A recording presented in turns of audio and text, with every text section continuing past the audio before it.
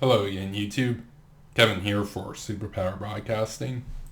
In this video, I'm going to be discussing the phenomenon and this disgraceful sort of current in the political discourse to label everything that dictatorships do as false flags to mitigate or conduct apologia for their antics and their ultimate affront against the Western liberal order. So recently, we saw that the Islamic Republic of Iran not only attacked two cargo ships traversing the Gulf of Oman, I believe it was. It may have been the Straits of Hormuz. But in addition, they shot down a U.S. surveillance drone.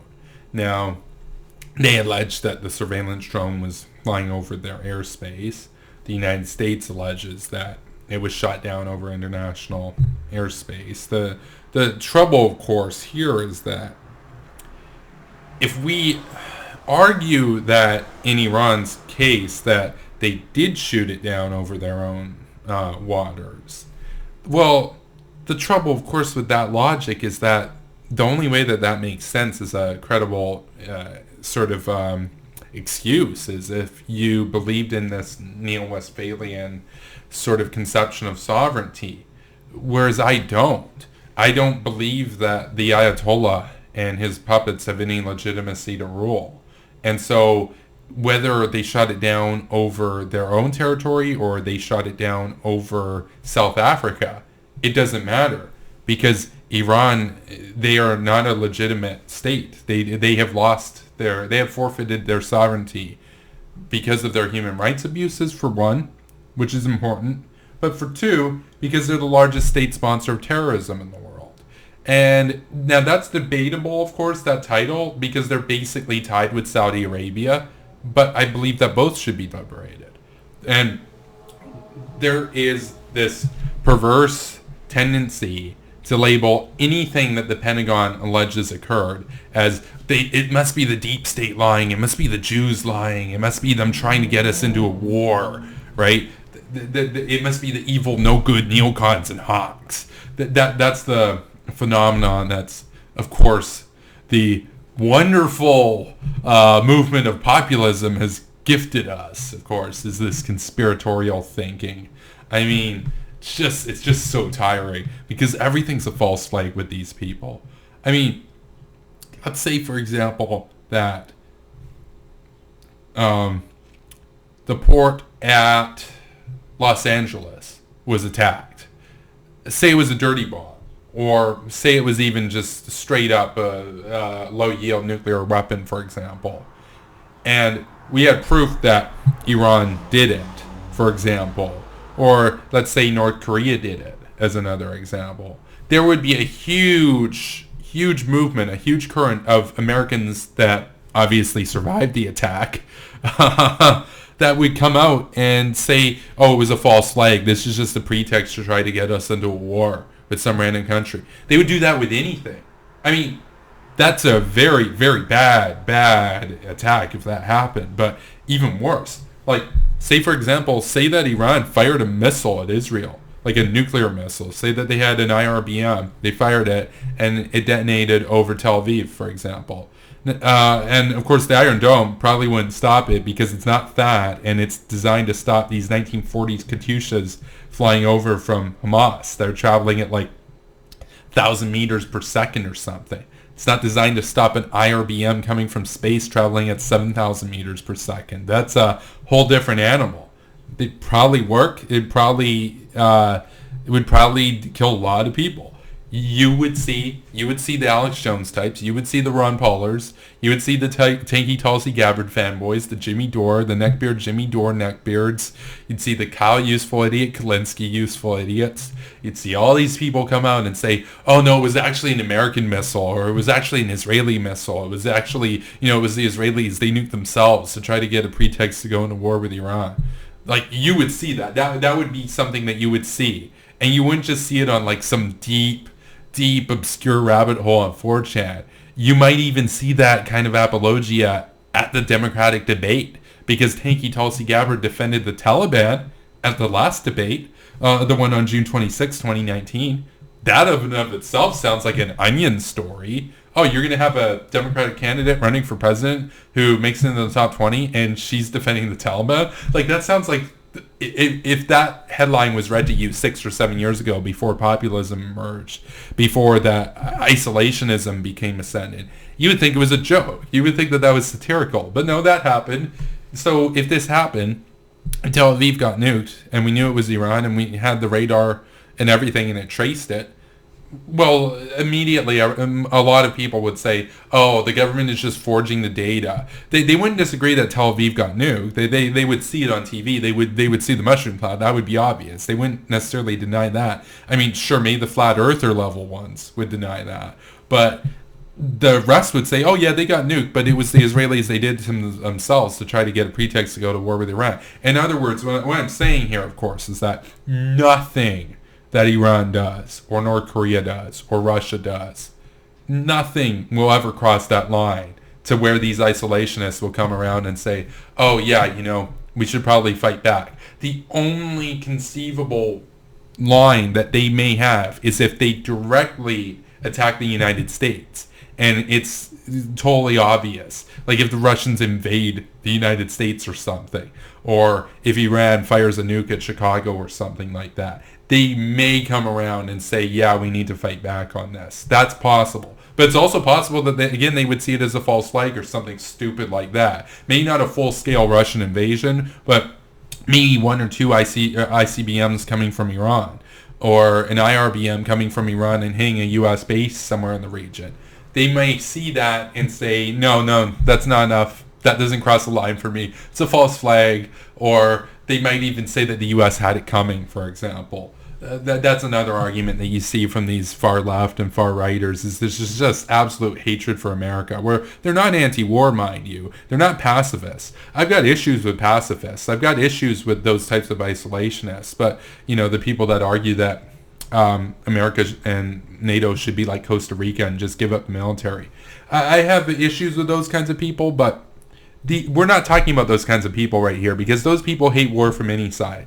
These people, they seem to love it when Russia bombs Syria. They love it when Hamas fires rockets at Israel. They love it when Iran acts up. They love it when North Korea does their military parades. They love the strongman. They love being told what to do by authoritarian god emperors. They are not pacifists. They're just anti-American propagandists. Let's just keep it real. Nightmare Fuel points this out with Kyle Kulinski, where Kyle Kulinski is not anti-war. He's just anti-United States, because he loves it when Assad kills people. He loves it when Iran uses their terrorist organizations in the region to expand their hegemony. He loves it when Russia does all kinds of crap. It's just when the United States does it that he calls it imperialist and neo-colonial and evil, and the evil, no good, neocons and hawks, right? That's what this is about. This isn't about being against war. Obviously, war is hell. Nobody wants war. But the problem is, as long as we have these dictatorships and these terrorist organizations and these blocks of radicals that have a fundamental disagreement with the liberal order and the ideas of the West, then war is inevitable. It is not an option. It's only a matter of time. And so the question then becomes, are you proactive about it, or are you procrastinatory about it? So Obama and Trump, and I'll do a video on this, but their legacy has been strategic procrastination. Obama called it strategic patience with North Korea, for example, and Iran. That's just a euphemism for procrastination. There's no strategy. It's just, let's wait until they get a bunch of nukes and then not do anything because now they've got too many nukes for us to intervene. That's not a strategy. That's just handing over geopolitical interests to your rivals. And more importantly than that, that's forfeiting the moral obligation of NATO to champion and be the vanguard of liberalism and human rights and democracy in the world. And of course, that patience doctrine, that procrastination doctrine, as I call it, what does that lead to? That leads to North Korea building up as many nukes as they can get, because their goal isn't to nuke America. Their goal is to get enough nukes so that, and long-range ones, so that when they decide to conquer the South, they can tell the United States, hey, I know you guys have a contract and you guys are allied with South Korea, but hey, look, we got like 8,000 nukes and we have 2,000 ICBMs that can hit all your big cities, so you might not actually want to uphold that agreement you have with the South. And then even if the U.S. is led by a hawk at that point, the U.S. president might say, yeah, it's not worth losing our top 400 biggest cities to defend South Korea. Because that's what the game is about. North Korea doesn't want to nuke the United States. They don't even want to nuke South Korea. Those nukes are just a guarantee of deterrence so that when they do decide that it's time to invade the South, they can tell the U.S., hey, yeah, you might want to F off, right? That's what it's about. And so war is inevitable. Because that war in South Korea happens, whether we do it now, tomorrow, or in 2025 or 2034, when North Korea decides it's time. And I got news. When they decide it's time, and when they do it on their terms, a lot more people die than if we do it on our terms. So as much as I hate war, I also hate death. And there would be fewer deaths now than there would be if we wait for them to do it. So to argue, oh, the hawks, the evil, no good hawks, the evil, no good neocons, they love dead children, they get off the dead children or whatever, they killed 10 trillion Iraqi kids. Well, that's just a disingenuous caricature and a absolute straw man argument. Neoconservatives and hawks hate war probably more than anybody else because we're serious and understand the ramifications of how many people would actually die. These isolationists and these non-interventionists, they just want to play patty cakes with dictators and appease them, just like Neville Chamberlain, thinking that, oh yeah, we're going to get peace or whatever. No, I got news. If they had stopped Hitler like in 1936 or 1937, 1938, maybe 100,000 people die in that war. Maybe even 1 million people die in that war to take out Hitler and liberate Germany and stop his expansionism. But guess what? They let it fester and they let it fester until Germany decided that they were ready and they started the war on their terms and 50 million people died. So just as in the case with Iran and North Korea, just as in the case here, do we wait for them to decide? Because a lot more people die when they decide than if we do it. And I'm tired of the apologia. I'm tired of the appeasement. I'm tired of the procrastination. Tanky Tulsi Gabbard wants to, well, she doesn't just want to procrastinate. Obama didn't like Kim. He didn't like the Ayatollah. I mean, in fairness to Obama, it's not like he was going around and singing their praise like Donald Trump or Tanky Tulsi Gabbard does. But he also didn't want to do anything about them. So he didn't like them, but he wasn't willing to do anything about it. Tanky Tulsi Gabbard and Donald Trump, they're two sides of the same coin. They like them, and they don't want to do anything about it. Donald Trump said that he wrote beautiful love letters to Kim Jong-un. Chairman Kim, as he calls him. What a disgrace. And, of course, Tanky Tulsi Gabbard, she loves Assad. She went over to Damascus and hung out with the establishment over there and talked about how great the status quo is and how awesome the status quo is and how we should never challenge the status quo and we should be friends with the establishment and let Assad kill as many people as possible because that's peace and he's our friend and he's not a threat to America. That's literally what she said. She said that he was not an enemy of the United States of America. Next, she'll say the Ayatollah isn't an enemy of the United States of America. Next, she'll say Kim isn't an enemy of the United States of America. That Putin isn't an enemy of the United States of America. Nobody's an enemy of the United States of America. We can all just be friends and get along. Oh, you're Britain over there. You guys have a decent GDP. You guys like soccer. Okay, that's cool. And you guys are the French. Okay, we can hang out with you. You guys have nice wines, champagne, and stuff like that. And okay, you guys are the establishment in Damascus and Syria. Oh, you guys like raping women and gassing kids and killing 600,000 people because they wanted to have a voice in how their country's run. Oh, that's cool. We can be friends with you. And you're Kim Jong-un. You got a nice yacht. And you've sent 5 million people to the gulags your family has over the last 71 years or so. Oh, that's awesome. We should try that here. That's literally the kind of game that these people want to play. It's disgusting. Even Neville Chamberlain, as incompetent and disgraceful and dumb as he was, in fairness to him, he didn't necessarily like Hitler that much. He had a different way of going about what he saw as trying to get peace or whatever. But these conspiratorial nutters, the isolationists, it spans the far left and the far right and somewhere in between. I mean, it's just, and of course they're bedfellows. There's basically, it is indistinguishable now whether an argument is coming from an alt-right anti-Semite or a far-left anti-Semite. They're indistinguishable. It is impossible to tell at this point, just given their views on foreign policy, whether somebody is a Noam Chomsky type figure or a Richard Spencer type figure, because they both hate America and they both see America as this liberal degeneracy. They both see it as this capitalist empire, etc. It's a disgrace. And I'm so done with it. And I'm back on this channel now, right? And I'm going to be calling out isolationists basically every day. But this has to stop. This moral degeneracy, this moral relativism, this devil's advocacy culture that's taken over so much of the political discourse now, where to be a centrist, to be a moderate Democrat or a moderate Republican, to be a liberal hawk or a neoconservative, it's just seen as wholly contemptible. It's seen as evil and everything. Whereas if you want to be a fascist or a national socialist or a Nazbol or a communist or a Noam Chomsky type or a neckbeard Jimmy Dore or an anti-feminist or whatever, those are all seen as great and normal by like the huge swath of the population these days. And they all have this conspiratorial mindset of, oh, it's a false flag. Everything's a false flag. And they'll cite previous false flags. They'll cite the Gulf of Tonkin as if North Vietnam was somehow this angel, as if the communists that were backed by Moscow were just the nicest people you could ever meet. You know, Ho Chi Minh, he was just such a nice guy, you know. It's not like he would ever harm a fly. It's not like he would torture anybody. They were so great. It's not like they rounded up millions of South Vietnamese people and sent them to gulags.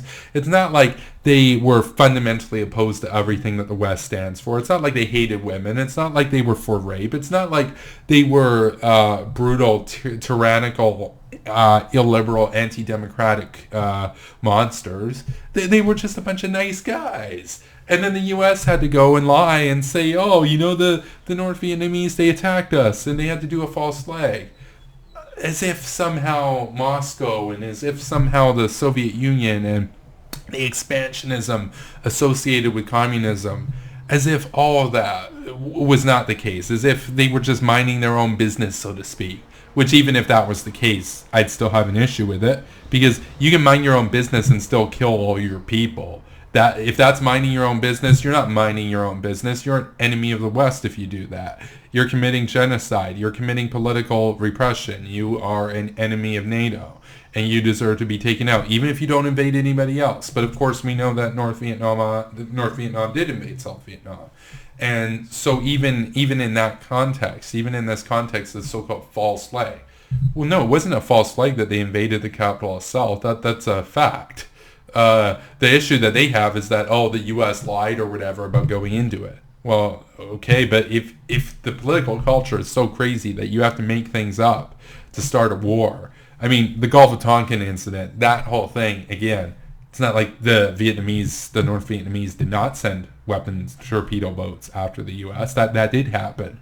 Like what? Did the U.S. just control the North Vietnamese Navy? That's all false flag too. I mean, these things fall flat on their face once you actually dissect them, of course. But it sounds cute if Jesse Ventura mentions it. It sounds cute if neckbeard Jimmy Dore mentions it. It sounds super cute if Vladimir Putin or his fangirl Abby Martin bring it up. It sounds super cute, doesn't it? It sounds like, oh, you know, that's right, America is the bad guy in the world. And it's like, what a disgrace. What an absolute monstrous way of thinking, where dictator good, democracy bad, communism good, capitalism bad, fascism good, liberalism bad. There's just, and it gets construed with far right and far leftism, of course, because these are the same people who love the far right strongmen too. They love Putin.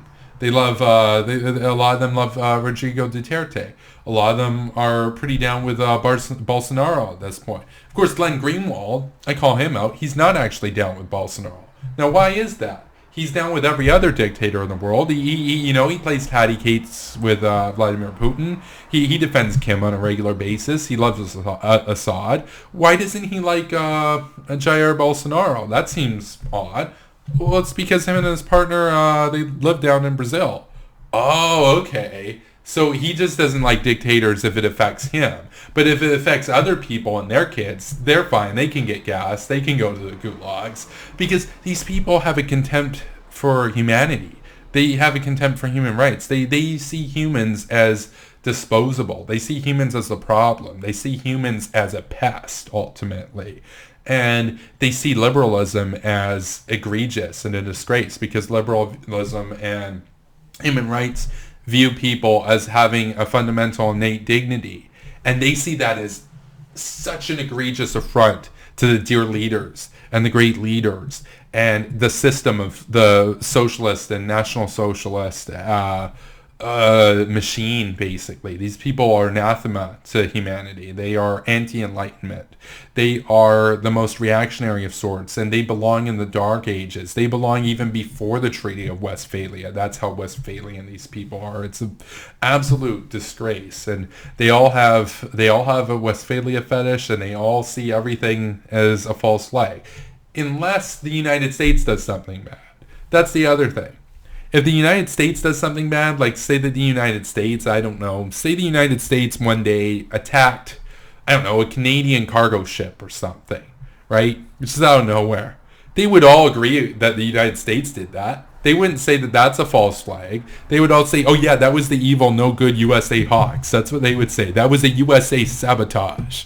That's what they would say, right? Because they're all small brain, little isolationist lunatics, right? But if Iran does it, or if North Korea does it, or if Russia does it, oh no, that's not imperialist. That's not egregious on their part. That was just the U.S. or that was the Israelis. That was a false flag. That was Mossad, or of course the most repugnant brand of this way of thinking, even transcends the false flag mindset, where they say, oh yeah, Iran did do it and that was awesome and they should do it more because Iran's awesome and I love the Ayatollah, or Syria Assad did gas the people and he should do it more because they had the gall to speak up and demand to not be told what to do by Assad back in 2011, because those people are out there. There are people who have the Stalin portraits. I went to school with these people. There's a communist youth league at the school that I went to, for example, and they have the portraits of the dear leaders. They actively embrace Che Guevara and Kim Il-sung and Joseph Stalin and Vladimir Lenin, unironically, Chairman Mao, the worst, Enver Hoxha, the list goes on and on of just 100% clear as day, whether you're right or left, capitalist, social democrat, doesn't matter, liberal, conservative. We could all agree that these people are repugnant and disgraceful, except so much of conservatism and so much of libertarianism and so much of socialism and so much of even the social democratic movement has just got caught up in this populist isolationist degeneracy now. And so we're at a point, of course, where no matter what these dictatorships do, they can do anything, and they'll have these useful idiots in the West singing their praise and arguing for appeasement and conducting apologetics and saying that they didn't do anything wrong. They didn't do nothing wrong. The Iranians, they didn't do nothing wrong. It's not like they're an egregious, theocratic, reactionary, ultra-conservative dictatorship that oppresses women and executes minorities and which crushes dissent. It's not like that's the case. No, they're just innocent angels. They're just the sweetest people that you could sit down and have tea with. Everybody loves the Ayatollah, and the Ayatollah loves everybody else. That's the way that these people think. It's the most childish, disgraceful way of thinking. And of course that's offensive to children, because honestly, a lot of children, before they've been corrupted by things like 4chan and Gab or whatever the left-wing equivalents are. Well, to some extent these days, the Young Turks, even though I do in some ways like the Young Turks, and I used to watch them a lot. Kyle Kulinski, all these people. Before you get exposed to these people, kids, like young kids, they tend to have a sense of right and wrong. I mean, some of them don't. Some of them are little cretins. But some of them, they have an idea. They have a sense of what's good and bad. They have a sense of why do people do bad things in the world. They ask questions like that. And then, of course, some of them grow up to listen to Jimmy Dore and become neckbeards and argue, oh, actually, America's the bad guys and all the dictators are the good guys. And we should send more people to the gulags. That's what some of these people grow up into. So that's why I argue it's even offensive to children to compare them to children. Because a lot of kids have that innate sense of morality in them. And it takes a lot to pull them away from it. And that's what these far left and far right cesspools and rabbit holes do. But they all agree that Iran didn't do anything wrong. And they all agree that North Korea is pretty awesome. And they all agree that, Joseph Stalin and some of them, even Adolf Hitler, they were all misunderstood. And it's actually Israel and America that's the bad guys in the world. And Assad's great. Assad protects Christian minorities. And Assad's a secular social democrat. That's literally an argument I saw recently on one of the Tanky Tulsi Gabbard meme groups, for example. Or I get into it with some of these isolationists. It's a disgrace. And of course, they come onto my meme page. You can follow my meme page at Liberal Hawk Memes for Moral Universalist Teens. I started it about 6 months ago.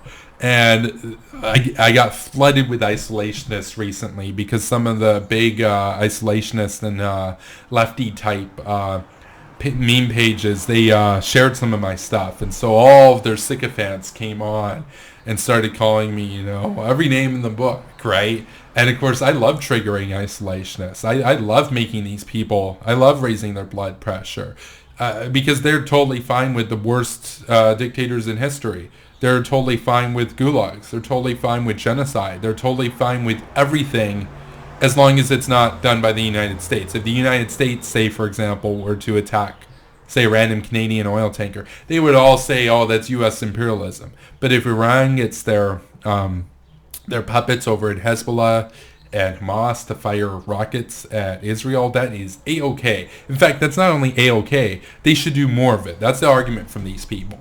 Christopher Hitchens brought up this duality of logic, this doublespeak, as it applied to the Iraqi and Iranian regimes under Saddam and the Ayatollahs, where they will on the one hand argue, no, we didn't kill the gays, and then on the other hand argue, but if we did kill the gays, that would be great because they deserve to be thrown off roofs and burned in hell. So they try to have their cake and eat it too. They try to say, oh no, we're the good guys. But also, if we did do that thing you're accusing us of doing, that would be super awesome. That's that double speak, right? And it's the same thing with all these isolationists, where on the one hand they'll argue, no, it was a false flag. But on the other hand, isn't Iran and Russia super cool? And isn't Assad super cool? And didn't those protesters have it coming? Because that's what they're arguing in China right now. That's what they're arguing in Hong Kong. That's what they're arguing with the Uyghurs. That's what they're arguing with Russia. That's what they're arguing with the feminist movement in Russia, for example. It's an absolute disgrace. And so thank you for watching, YouTube.